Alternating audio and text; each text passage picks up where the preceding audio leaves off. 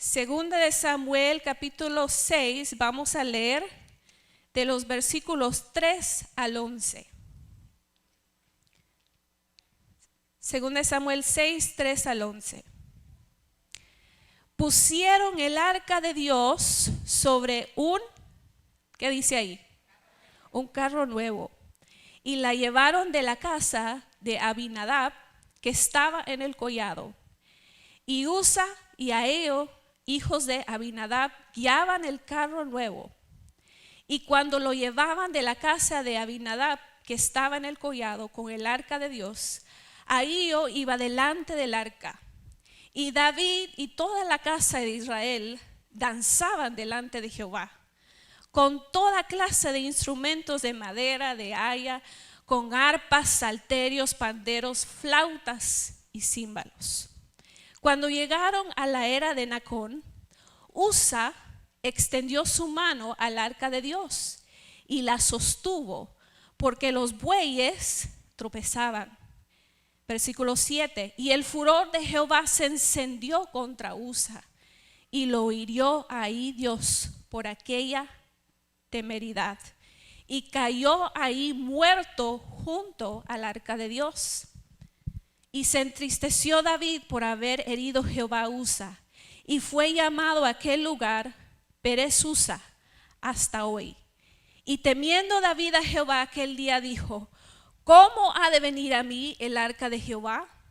De modo que David no quiso traer para sí el arca de Jehová a la ciudad de David, y la hizo llevar David a casa de Obed-edom Geteo.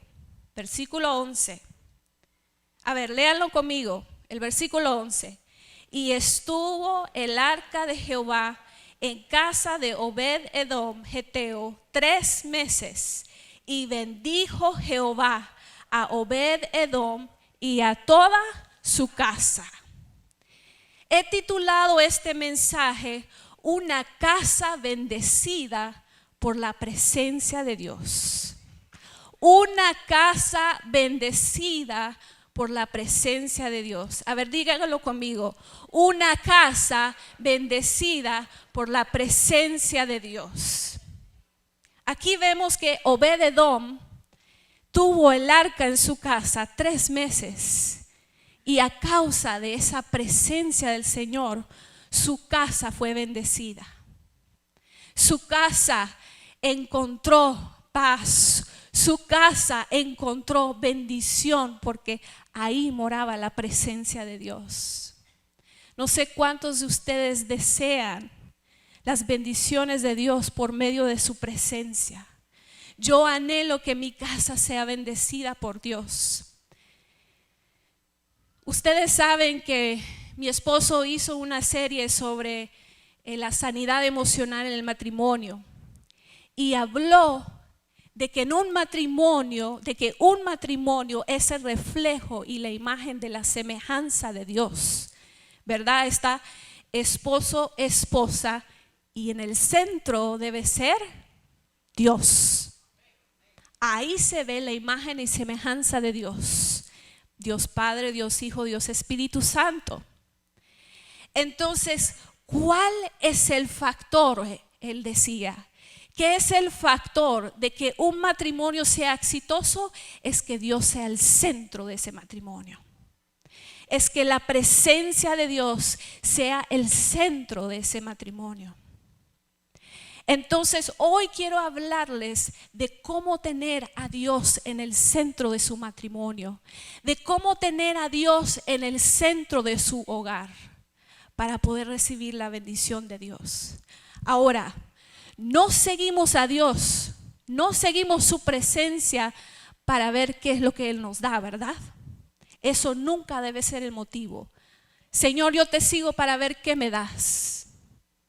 Nunca debe ser ese el motivo. Pero cuando nosotros tenemos a Dios como el centro de nuestro hogar, como el centro de nuestro matrimonio, como el centro de nuestras vidas, sí nos seguirán las bendiciones de Dios. Es un hecho.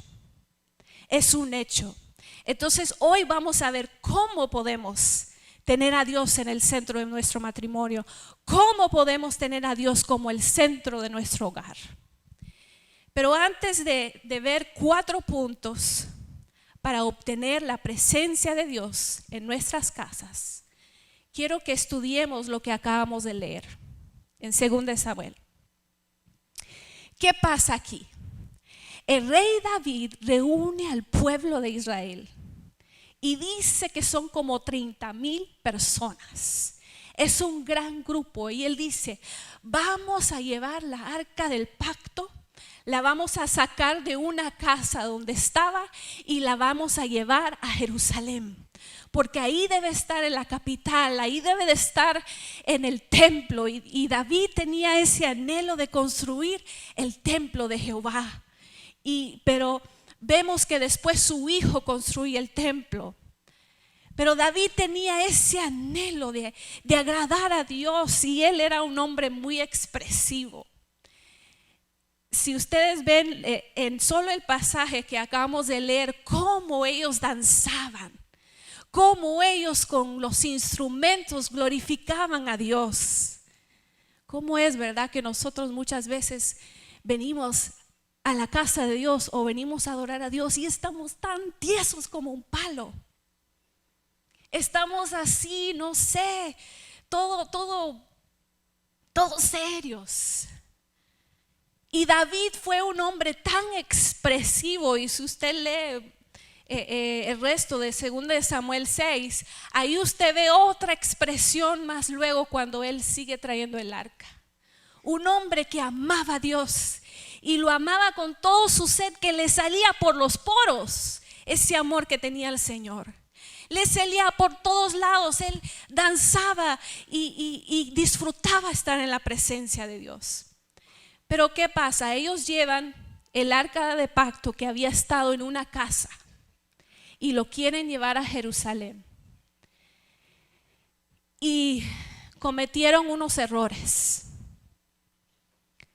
Llevaban el arca en un carro cuando Dios había estipulado muy bien cómo se debería de llevar el arca. Como era un objeto que representaba la presencia de Dios, se tenía que llevar de una forma que Dios había pedido. Porque era un objeto que representaba la presencia de Dios y Dios quería que su pueblo reverenciara la presencia de Dios, que no lo tomaran en poco, que no dijeran, es cualquier caja. No, era el arca del pacto. ¿Y qué pasa? Dios a través de Moisés había dado las instrucciones que esa arca se tenía que llevar en los hombros de las levitas. No la podían tocar porque en las esquinas de esa arca habían unas argollas. Y se pasaban por esas argollas unos palos cubiertos por oro. Y esos palos son los que tocaban los hombros de los levitas. Y ellos así lo tenían que llevar. Y no podían tocar. La palabra de Dios decía, no, eso no se toca. Más bien eso, cuando lo iban cargando, lo tenían que tapar con una tela azul, color azul y otros tipos de tela. Dios había dado instrucciones claras. Pero ¿qué pasa? No lo hicieron así. Y por no seguir las instrucciones de Dios, un hombre muere ese día. Muchas veces creemos que con Dios podemos jugar. Muchas veces creemos que sus mandamientos son opcionales. Muchas veces pensamos que lo que Él dice, pues lo podemos cumplir a nuestra manera. No, señores. Cuando Dios dice algo, debemos estar muy atentos a cumplir cada palabra de lo que Él pide, a cumplir cada mandamiento. Porque después se ven las consecuencias. Después vemos que un hombre murió ese día. Y wow, cómo eso apagó todo aquello alegre ese día. Ahora usted diría, pero pobre Usa, solo estaba tratando porque se iba a caer el arca, solo estaba tratando de sostenerlo para que no se cayera. Sí. Pero como el arca tal vez había estado en su casa, él tal vez habría dicho, bueno, es algo tan común, había estado 20 años en la casa de su padre, se había hecho tan familiar aquella caja que lo voy a sostener. Pero él murió ese día porque no siguieron las palabras de Dios. No siguieron las palabras de Dios. Entonces aquello se apagó. Hasta David tuvo temor. No vaya a ser que esa arca llegue a mi casa, que llegue a Jerusalén y que algo más suceda, sino que más bien pide a Obed-edom que él lleve esa arca a su casa. Imagínense la familia de Obed-edom después de todo eso, después de que un hombre muere porque tocó el arca del Señor. Imagínense cómo están. Ay, ahora va a llegar eso a nuestra casa. Entonces está ahí. Pero ¿qué pasa? Esa arca que representa la presencia de Dios, la presencia de Dios fue lo que bendijo la casa de Obed-edom. Estuvo ahí 3 meses, pero trajo mucha bendición. Entonces veamos aquí cómo podemos lograr que Dios sea el centro de nuestro matrimonio. ¿Cómo hacemos esto para reflejar la imagen y semejanza de Dios? Número 1, tenemos que tomar la decisión, igual como dijo Josué, yo y mi casa serviremos a Jehová. Antes que cualquier cosa tenemos que tomar una decisión, si vamos a servir a Dios o no, si Él va a ser el centro de nuestro matrimonio o no, si Dios va a ser el centro de nuestro hogar o no. Tenemos que tomar esa decisión. Yo quiero que me acompañen a ver a 2 hombres que tomaron esta decisión. Veamos el ejemplo de Josué. Si van conmigo a Josué capítulo 24, versículo 15. Josué 24, versículo 15. Veamos el ejemplo de Josué y cómo él toma esta decisión. Dice, y si mal os parece servir a Jehová, escogeos hoy a quién sirváis. Si a los dioses a quienes sirvieron vuestros padres cuando estuvieron al otro lado del río, o a los dioses de los amorreos en cuya tierra habitáis. ¿Y qué dice Josué aquí? Pero yo y mi casa serviremos a Jehová. Josué le dice al pueblo de Dios, ustedes escojan, porque Josué ya está anciano, él ya está viendo que se le va a terminar la vida y él está dando unas últimas instrucciones al pueblo de Israel. Y él dice, ustedes escojan, ustedes tienen que tomar esa decisión, si van a servir a Dios o si van a servir a los dioses ajenos. Es de ustedes, pero yo y mi casa serviremos a Jehová. Y eso es lo primero que uno tiene que hacer. Primero tiene que tomar esa decisión si va a servir a Dios o va a servir al mundo. Si usted y su casa van a amar a Dios sobre todas las cosas o va a amar las cosas de la carne. Usted tiene que tomar esa decisión y ser tajante en esa decisión, así como Josué. Veamos el otro ejemplo, el ejemplo de Jacob. Vaya conmigo a Génesis capítulo 35. Génesis 35, versículos 2 al 5. Génesis 35, versículos 2 al 5. Dice, entonces Jacob dijo a su familia y a todos los que con él estaban: quitad los dioses ajenos que hay entre vosotros y limpiaos y mudad vuestros vestidos y levantémonos y subamos a Betel y haré ahí altar al Dios que me respondió en el día de mi angustia y ha estado conmigo en el camino que he andado. Así dieron a Jacob todos los dioses ajenos que había en poder de ellos y los zarcillos que estaban en sus orejas. Y Jacob los escondió debajo de una esquina que estaba junto a Siquem. Versículo 5. Y salieron y el terror de Dios estuvo sobre las ciudades que había en sus alrededores y no persiguieron a los hijos de Jacob. Jacob dijo: familia, aquí vamos a servir a Dios, así que vamos a limpiar casa. Vamos a quitar todo aquello que no agrada a Dios. No vamos a permitir que Dios se vaya a entristecer con la forma de cómo estamos viviendo. Vamos a barrer con todo aquello que no agrada a Dios. Y Jacob estaba tomando esa decisión de que él y su casa iba a servir a Dios.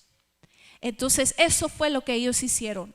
Sacaron todo aquello que no agradaba a Dios. Sacaban todos los ídolos, sacaron todo lo que iba a impedir que Dios bendijera su casa. Y cuando ellos hicieron eso, ¿qué pasa? El versículo 5 lo dice: que salieron y el terror de Dios estuvo sobre las ciudades y no persiguieron los hijos de Jacob. Dios les dio favor. Más bien estas ciudades temieron porque Dios estaba con ellos, porque la presencia de Dios estaba con ellos. Y Jacob dijo: yo voy a hacer un altar para Dios. Yo voy a hacer un altar porque yo reconozco que Él ha estado conmigo en mis tiempos difíciles. Y eso es lo que tenemos que hacer. Tenemos que, número 2, invitar la presencia de Dios en nuestros hogares. Número 1, ¿cuál era el número 1? Tomar la decisión que mi casa va a servir a Jehová. Y el número 2, el punto número 2 es invitar su presencia a nuestro hogar. Invitar su presencia, deshaciendo de todo aquello que no agrada a Dios. Si queremos que la presencia more en nuestros hogares, more en nuestro matrimonio, tenemos que deshacernos de aquellas cosas que no agradan a Dios. Muchas veces en nuestras casas hay juegos videos, hay películas, hay sinnúmero de cosas que sabemos que no agradan a Dios. Y si queremos que la presencia de Dios more en nuestros hogares, tenemos que limpiar casa. Y tenemos que construir un altar familiar. ¿Qué significa construir un altar familiar? Es decir, muchachos, todos los días a esta hora vamos a hacer un tiempo devocional. Vamos a abrir la palabra de Dios y vamos a orar. Y hacer un tiempo devocional, un tiempo de altar familiar. Si vamos a invitar la presencia de Dios a nuestros hogares, tenemos que meditar sobre la palabra de Dios. El salmista David decía: he guardado tus palabras en mi corazón para no pecar contra ti. ¿Qué pasó con con la traída esta vez de esta arca del pacto es que no obedecieron las palabras de Dios, no obedecieron las instrucciones de Dios. Entonces, alguien murió. Por eso tenemos que empaparnos de la palabra de Dios, tenemos que saber, tenemos que conocer, tenemos que reconocer que la palabra de Dios debe estar en nuestros corazones, en nuestros pensamientos, para no pecar contra Dios. ¿Cómo va a saber nuestros hijos lo que es correcto y lo que no es correcto si ellos no conocen la palabra de Dios? ¿Cómo van a saber? Por eso tenemos que estudiar con ellos la palabra de Dios. Por eso tenemos que pasar un tiempo orando al Señor, sea en la mañana, sea en la noche. Pero se tiene que hacer. Tenemos que construir esos altares familiares. Así como Jacob, reconociendo que Él ha sido nuestro ayudador en los tiempos más difíciles. Hay un letrero que muchas personas ponen en su hogar, que cuelgan en un lugar en su casa, que dice: Cristo es la cabeza de este hogar, el huésped invisible en cada tiempo de comida y el que silenciosamente escucha cada conversación. Si Cristo es la cabeza de su hogar,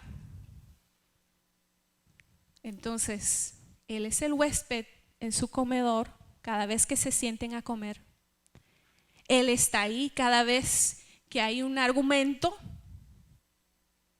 o cada vez que hay una conversación, y Él está ahí observando todo. Él está ahí observando todo. Mi esposo decía algo que quiero enfatizar, que cuando un matrimonio refleja la imagen y semejanza de Dios y Dios es el centro, significa que Dios es la cabeza, ¿verdad?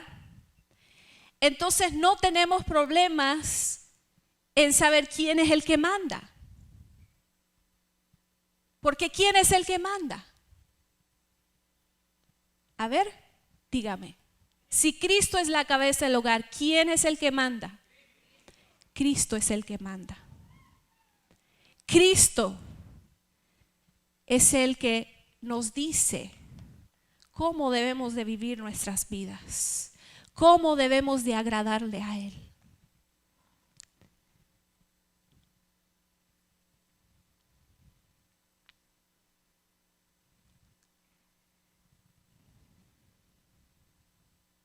Por no obedecer la palabra de Dios, Usa cae muerto.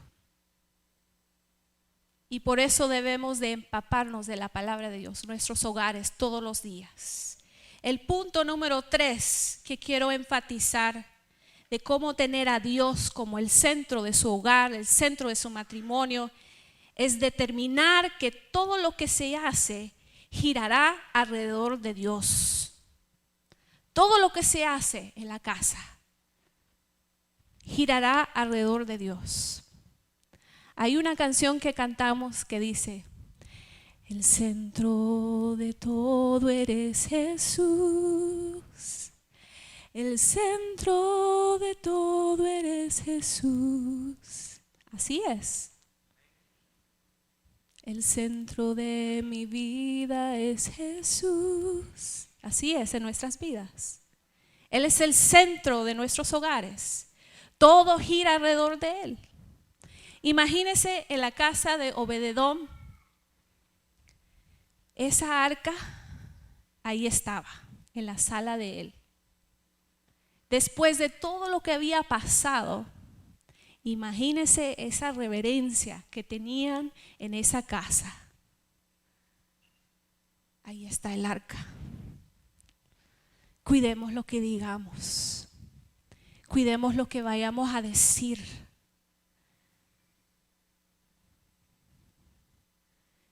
Todo giraba alrededor de esa arca, porque ahí representaba la presencia de Dios.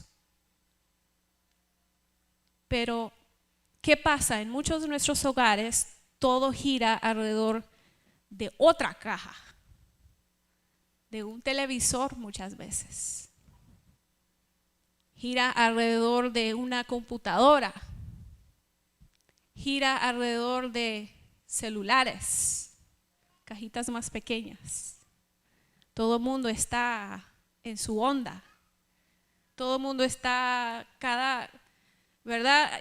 Y ahí vemos esas imágenes en el internet o en el Facebook, ¿verdad? Donde se muestra la familia antes de la tecnología y la familia de hoy en día. Y la familia de hoy en día, cada uno está en su en su cosa, ¿verdad? En su mundo, chateando o en el internet. Y todo gira alrededor de esas cosas. Muchas veces aún nuestros muchachos, los hijos, viven pegados en estas cosas y no hay tiempo para Dios. No hay tiempo para Dios porque nuestra vida no está girando. Dios no es el centro.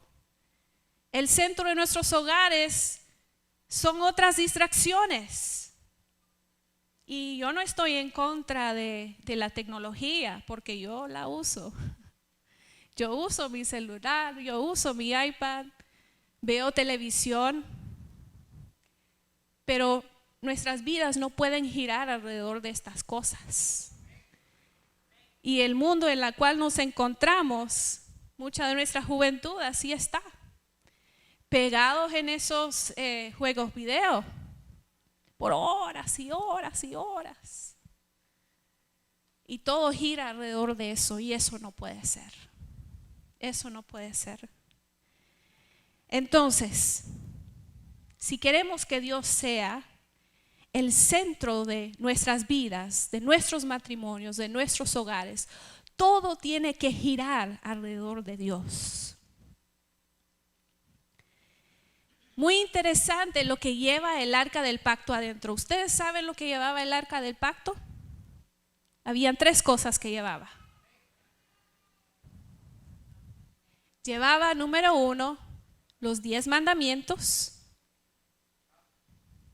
Así es, las tablas de los 10 mandamientos, que significa la palabra de Dios en nuestros hogares. Como había mencionado anteriormente, la presencia de Dios, para cultivar la presencia de Dios necesitamos enfocarnos en la palabra de Dios. Número 2, el arca del pacto llevaba dentro de sí maná del desierto, que significa la provisión de Dios para nuestros hogares. ¿Cuántas veces Dios ha proveído algo milagrosamente para nosotros? Eso representa el maná, la provisión de Dios en medio de un desierto. Un milagro. La tercera, la otra cosa que llevaba dentro del arca era la vara de Aarón. ¿Qué significa la vara de Aarón? El liderazgo establecido por Dios en el hogar. A ver, ustedes díganme, ¿quién es el sacerdote del hogar? El sacerdote, la cabeza es Dios, pero ¿quién es el sacerdote del hogar? El esposo. El esposo es la cabeza, es el sacerdote del hogar. Eso significa la vara de Aarón. El liderazgo establecido en el hogar. El esposo. Ahora, reconocemos que a veces los esposos no conocen al Señor. Entonces no pueden o no saben llevar obviamente el liderazgo en su hogar en cuanto al sacerdocio. Muchas veces están las madres solteras. ¿Y qué pasa? Muchas veces cuando eso pasa, las mujeres tienen que asumir ese rol, porque no puede faltar el sacerdocio en el hogar. Alguien tiene que llevar la batuta. Ahora, lo ideal es que el esposo que ame a Dios, que sirva a Dios, que ha entregado su corazón al Señor, sea el sacerdote en su hogar. Lleve a sus hijos a que conduzca a su familia en ese altar familiar. Ese es el sacerdote. Pero sabemos que en muchos hogares no está esa persona, no está ese esposo, porque o no está bien con Dios o no hay una figura de hombre. Pero les quiero animar, no sé cuál es la condición de su casa. No sé si hay un varón, un sacerdote. Pero si usted es madre soltera, asuma ese rol. Si usted tiene un esposo que aún no ha venido a los pies de Jesús, usted asuma ese rol. Pero no deje que su casa quede descubierta. No deje de reunir a sus hijos para buscar el rostro de Dios. No deje de estudiar la palabra de Dios. Recuerde que todo tiene que girar alrededor de Dios. Y número 4, procure que en su casa se construya una arca de salvación. Procure que en su casa se construya un arca de salvación. Veamos el ejemplo de Noé. Quiero que me acompañe a Hebreos capítulo 11, versículo 7. Hebreos capítulo 11, versículo 7.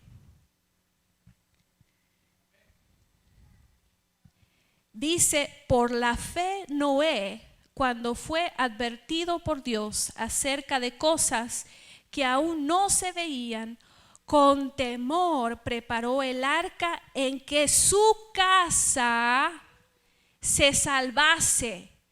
Y por esa fe condenó al mundo y fue hecho heredero de la justicia que viene por la fe. Él escuchó la voz de Dios y Dios le dijo, construya una arca porque viene un diluvio.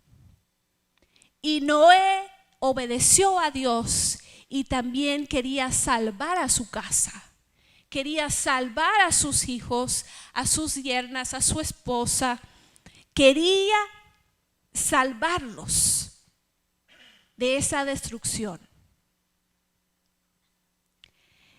Entonces, tenemos que construir en nuestras casas un arca de salvación. ¿Qué significa eso?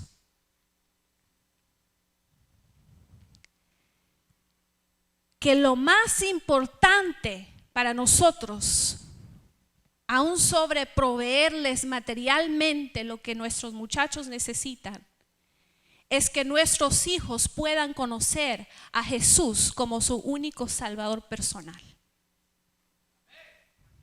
Es que nuestros hijos puedan conocer a Dios como su Salvador. Que ellos se puedan salvar de una eternidad sin Cristo. Que ellos se puedan salvar de un infierno ardiente.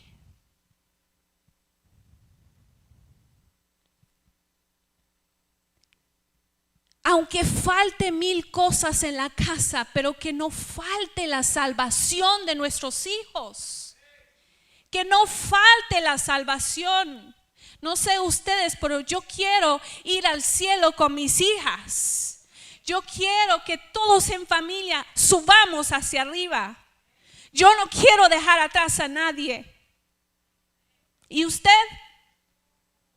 ¿Y usted quiere dejar su familia aquí?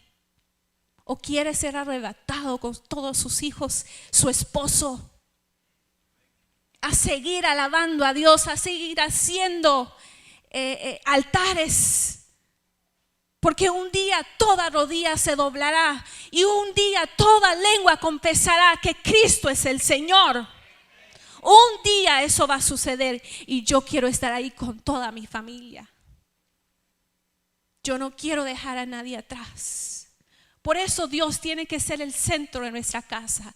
Por eso la palabra de Dios tiene que ser sembrada desde una temprana edad y nunca quitar eso de ahí. Y nunca dejar de sembrar la palabra de Dios, porque queremos que nuestros hijos alcancen la salvación. Queremos que nuestros hijos tengan ese encuentro con Dios.